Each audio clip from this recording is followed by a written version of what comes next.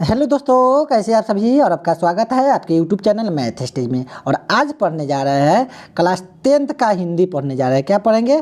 Class 10th का हिंदी पढ़ेंगे। ठीक है, बहुत आसान तरीके से पढ़ने वाले हैं। अब पूरा VVI क्वेश्चन है। ठीक है, ठीक। ये आपका पार्ट 2 है हिंदी का।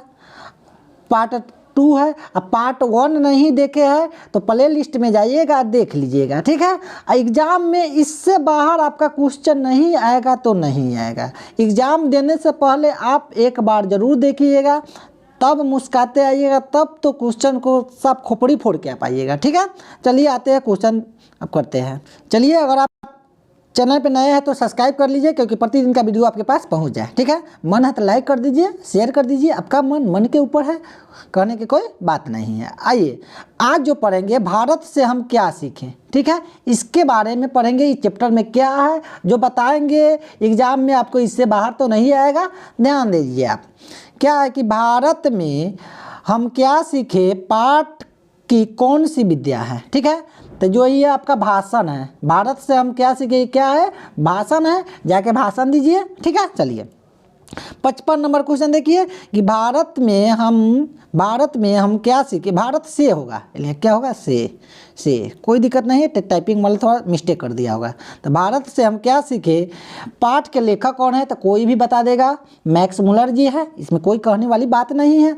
अब आते हैं, मैक्स मुलर का पूरा नाम क्या है? तो फ्रेडरिक मैक्स मुलर है। ठीक है, ये भी मार लीजिएगा, कोई दिक्कत नहीं है। मैक्स मुलर का जन्म कहाँ हुआ था? तो जनवरी में हुआ था, जर्मनी में। ठीक है, इसमें कोई दिक्कत नहीं है। तो बकलोलिया से बता देगा, बकलोलो से बता सकता है, इसमें कहने वाली बात नहीं है। आप लोग तो समझदार आदमी हैं। चलिए, इन्हें देखिए, मैक्स मुलर होगा, मैक्स बेल लिख दिया है बकलोल बाबू, तो कोई बात नहीं है। तो मैक्स मुलर का जन्म कब हुआ था? तो 6 दिसंबर 1823 ईस्वी में। इसको आप देखिए, ध्यान दीजिए। चलिए आगे आते हैं। अगला क्वेश्चन देखिए कि मैक्स मुलर कितने वर्ष के थे जब उनके पिता की मृत्यु हो गई। ठीक है, तो ये 4 वर्ष के थे। कितने वर्ष के थे? 4 वर्ष के थे। चलिए आगे आते हैं। मैक्स मुलर के पिता का नाम क्या था? तो विल्हेल्म मुलर। ठीक है, कोई दिक्कत नहीं, तो बहुआ लेखा क्वेश्चन है। आगे आते हैं।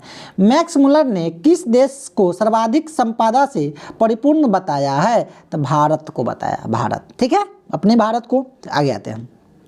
मैक्स मुलर ने किस आयु में लिपजिंग विश्वविद्यालय में संस्कृत भाषा में अपना अध्ययन आरंभ किया था? 18 वर्ष के थे तो अध्ययन किया था। आप लोग के 18 वर्ष के हो जाएगा तो ब्याह कर लीजिएगा। ठीक है, तो उससे बात नहीं है। आगे आते हैं, कोई बात नहीं है। चलिए आगे आते हैं। कंठ और केन आदि उपनिषदों का जर्मन भाषा में अनुवाद किसने किया था? ठीक है, तो मैक्स मुलर जी ने किए थे। कठ और केन आ जाएगा ना, कंठ और केन, तो मैक्स मुलर जी मार दीजिएगा, इसमें कोई कहने वाली बात नहीं है। आगे आते हैं कि मेघदूत का जर्मन भाषा में अनुवाद किसने किया था? मैक्स मुलर जी ने किया था। ठीक है, कोई दिक्कत नहीं है। आगे आते हैं। अभी भी एक क्वेश्चन है कि स्वामी विवेकानंद ने किसे वेदांतियों का वेदांती कहा है? वेदांतियों का वेदांती किसे कहा है? तो मैक्स मुलर जी को।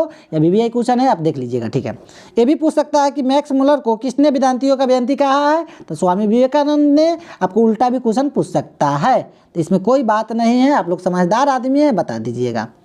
आगे आते हैं। महारानी विक्टोरिया ने किसे नाइट की उपाधि दी थी? तो मैक्स मुलर जी को नाइट के उपाधि दी थी। कौन दी थी? महारानी विक्टोरिया ने। ठीक है, कोई दिक्कत है? क्या चीज़ का उपाधि? नाइट का। आगे आते हैं। मैक्स मुलर ने किसकी नाइट की उपाधि को स्वीकार कर दिया? अस्वीकार कर दिया, स्वीकार नहीं, अस्वीकार कर दिया। तो महारानी विक्टोरिया की। ठीक है, महारानी विक्टोरिया ने नाइट की उपाधि दी थी। किसको दी थी? तो मैक्स मुलर के। इन्होंने अस्वीकार कर दिया, त्याग कर दिया कि नहीं, हम नहीं आपका अथी लेंगे। ठीक है, कोई दिक्कत? तो महारानी विक्टोरिया इसका आंसर हो जाएगा। इसका उपाधि को अस्वीकार कर दिया। आगे आते हैं। मैक्स मुलर जी का निधन कब हुआ? वाह, बड़ा दुख की बात है। 28 अक्टूबर 1900 ईस्वी को इनका निधन हो गया। चलिए आगे आते हैं। भारत से हम क्या सीखे भाषण का हिंदी रूपांतर किसने किया है? तो डॉक्टर भवानी शंकर त्रिवेदी ने हिंदी अनुवाद। ठीक है, चलिए आगे आते हैं। आगे देखिए कि सच्चे भारत का दर्शन कहाँ हो सकता है? तो ग्रामीण भारत में। हाँ, ठीक है, सही बात है। ग्रामीण के जो लोग होते हैं बहुत अच्छे होते हैं। ठीक है, तो सच्चे भारत के दर्शन कहाँ हो सकते हैं? तो ग्रामीण में, गाँवों में। आगे आते हैं, किस गवर्नर जनरल के समय 172 दारिस नामक सोने से भरा घड़ा मिला था? तो वारेन हेस्टिंग्स, ठीक है, याद कर लीजिएगा। आगे आते हैं, निवृत्त विद्या का संबंध किससे है? तो मानव विज्ञान से है, इसमें कोई कहने वाली बात नहीं है। आगे आते हैं कि सर विलियम जोन्स समुद्री यात्रा करते भारत कब पहुँचे थे? तो 1783 ईस्वी पहुँचे थे, इसमें कोई दिक्कत परेशानी नहीं है। आगे आते हैं कि दारिस नामक सोने के सिक्कों से भरा घड़ा किसे मिला था? तो वारेन हेस्टिंग्स को मिला था, इसमें कोई बात नहीं है। आगे आते हैं, अगला क्वेश्चन क्या है कि किसके अध्ययन क्षेत्र में भारत के कारण नव जीवन का संचार हो चुका है? तो नीति कथा का। अगला देखिए, ये भी यही क्वेश्चन है कि यूनान और रोम के संपूर्ण साहित्य से कहीं अधिक विशाल है संस्कृत भाषा और साहित्य, ठीक है, इसमें कोई बात नहीं है। आगे आते हैं कि सबसे पुरानी भाषा कौन सी है? तो संस्कृत है। पुराना भाषा कौन है? संस्कृत, ठीक है। चलिए आगे आते हैं। चलिए अगला क्वेश्चन करने के लिए आपको देखिए, अगला चैप्टर पढ़ेंगे नाखून क्यों बढ़ते हैं, वो सब पिछला समाप्त हुआ, इसमें पढ़ेंगे, इसके बारे में पूरा जानकारी अच्छा से पढ़ेंगे। आप लोग ध्यान से एक बार तो जरूर वीडियो को देखिए लीजिएगा, क्योंकि इससे बाहर आपका परीक्षा में तो क्वेश्चन अबे ना करेगा, ठीक है, पूरा फिक्स है। देखिए 79 नंबर क्वेश्चन है कि नाखून क्यों बढ़ते हैं, यह पाठ कौन सी विद्या है? तो यह ललित निबंध है, ठीक है, ललित निबंध, ठीक है। नाखून क्यों बढ़ते हैं? ललित निबंध, ठीक है। चलिए आगे आते हैं कि नाखून क्यों बढ़ते हैं पाठ के लेखक कौन है, ठीक है। तो हजारी प्रसाद द्विवेदी जी है। चलिए ठीक है, नाखून क्यों बढ़ते हैं? हजारी प्रसाद, यानी 1000 बार नाखून बढ़ता है, ठीक है, ठीक याद कर लीजिएगा। हजारी प्रसाद द्विवेदी का जन्म कब हुआ था? तो 1907 में। चलिए कोई बात नहीं है। हजारी प्रसाद द्विवेदी का जन्म कहाँ हुआ था? तो छपरा बलिया उत्तर प्रदेश में। जाइए, खेसारी लाल के घर छपरे बलिया में नहीं हो ना, डांस कीजिएगा खेसारी लाल के साथ क्या। चलिए अब आगे अगला क्वेश्चन आते हैं। अगला क्वेश्चन क्या है कि हजारी प्रसाद द्विवेदी जी का मृत्यु कब हुई थी? तो 1979 ईस्वी में दिल्ली में, ठीक है। चलिए आगे आते हैं, अशोक के फूल किसकी रचना है? हजारी प्रसाद द्विवेदी, ठीक है। अशोक के फूल है गुलाब का, सुगंध लिया करो, आगे नहीं बताएंगे आपको। चलिए, आलोक पर्व किसकी रचना है? तो हजारी प्रसाद द्विवेदी का, ठीक है, इसमें कोई दिक्कत नहीं है। चलिए आगे आते हैं, वान भट्ट की आत्मकथा किसकी रचना है? बाण भट्ट की, ठीक है, तो हजारी प्रसाद द्विवेदी जी का रचना है। आगे आते हैं, किस रचना पर हजारी प्रसाद द्विवेदी को साहित्य अकादमी पुरस्कार मिला? था आलोक पर्व, ठीक है। चलिए इसको देखते रहिएगा, मुस्कुराते रहिए, गाते रहिएगा। चलिए अगला क्वेश्चन देखिए कि बढ़ते नाखूनों हमें किसकी याद दिलाती है? तो पार्श्ववृत्ति की याद दिलाती है, ठीक है। अगला देखिए कि नाखून क्यों बढ़ते हैं, यह प्रश्न है लेखक से किसने पूछा था? यानी नाखून क्यों बढ़ते हैं, यह प्रश्न लेखक से किसने पूछा था? तो उसकी छोटी लड़की ने पूछा था। बहुत अच्छा क्वेश्चन कर दिया था। अगला क्वेश्चन देखिए। चलिए अगला क्वेश्चन देखिए कि नाखून क्यों बढ़ते हैं, यह निबंध किस ग्रंथ से लिया गया है?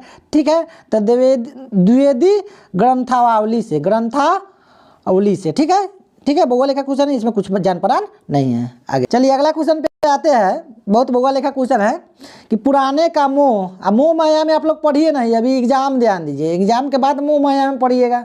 तो पुराने का मोह सब समय वांछनीय ही नहीं होता, यह पंक्ति किस शीर्षक पाठ से है? तो नाखून के उबट से है, ठीक है।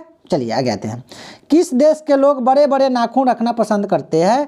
तो गोंड देश के लोग, इसको देख लीजिएगा, VVI क्वेश्चन है। आगे आते हैं, अनाम दास का पोथा उपन्यास किस लेखक की कृति है? तो हजारी प्रसाद द्विवेदी जी के है, इसमें कोई बात नहीं है। आगे आते हैं, अगला क्वेश्चन क्या है कि हजारी प्रसाद द्विवेदी ने निर्लज अपराधी किसे कहा है? निर्लज का मतलब जेका शरम उरम न लगता है उसी को निर्लज कहते हैं। क्या सर, यही बात ना है, ठीक। निर्लज अपराधी किसे कहा है? हजारी प्रसाद द्विवेदी नाखून को कहा है। क्यों कहा कि बकलवा है ना, जब काट देता है बढ़ देता है, थुथुर है, इसलिए नाखून को निर्लज कह दिया कि अपराध है ये, ठीक है, बेहया है, ये सब है बात। आगे आते हैं कि किसने कहा था कि सब पुराने अच्छे नहीं होते और सब नए खराब नहीं होते? तो कालिदास ने बड़ी अच्छी बात कही, इसको ध्यान से आप लोग देखिए। किसने कहा था कि सब पुराने अच्छे नहीं होते? सही बात है। और सब नए खराब नहीं होते? तो कालिदास ने कहा था, ठीक है। चलिए अगला देखिए, दधीची मुनि का हड्डी से क्या बना है? तो इंद्र का वज्र। ठीक है, देख लीजिएगा, अभी भी एक क्वेश्चन है ये। अगला देखते हैं, इंद्र का वज्र किस से बना है? इसी को घुमा के को कर दिया क्वेश्चन, दधीची मुनि की हड्डी से। ठीक है, आगे आते हैं, बहुआ लेखा क्वेश्चन है। चलिए अगला क्वेश्चन देखते हैं कि हजारी प्रसाद द्विवेदी द्वारा रचित पाठ कौन सा है? तो नाखून क्यों बढ़ते हैं? तो बहुआ लेखा क्वेश्चन, इसमें कोई जान पहचान नहीं है। अगला देखते हैं 99 नंबर, सहजात वृत्ति किसे कहते हैं? तो अनजान स्मृति को कहते हैं। ठीक है, अगला देखिए 100 नंबर कि नाखून का बढ़ना किसका परिणाम है? तो मनुष्य की अंध सहजात की वृत्ति का। ठीक है, चलिए इसी के साथ इस पार्ट को इतने पर रखते हैं, 100 क्वेश्चन तक। ठीक है, नेक्स्ट वीडियो में आपको बताएंगे नागरी लिपि के बारे में, इससे अगला चैप्टर के बारे में। आप इस वीडियो को देखिए क्योंकि एग्जाम में इससे बाहर आपको क्वेश्चन नहीं आएगा। ठीक है, इसी में से रहबे करेगा। ठीक है, इसी के साथ आप लोग हंसते रहिए, मुस्कुराते रहिए और गाते रहिए। मिलते हैं अगला वीडियो में, जब तक धन्यवाद।